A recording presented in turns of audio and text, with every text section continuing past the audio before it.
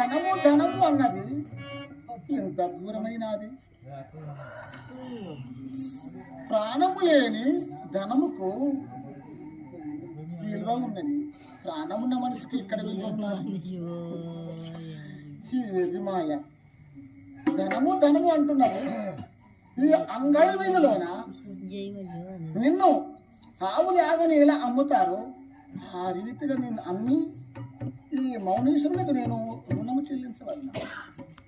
అయ్యో సర్వేశ్వర, పగవాడి కూడా రావద్దే ఇటువంటి సర్కల్.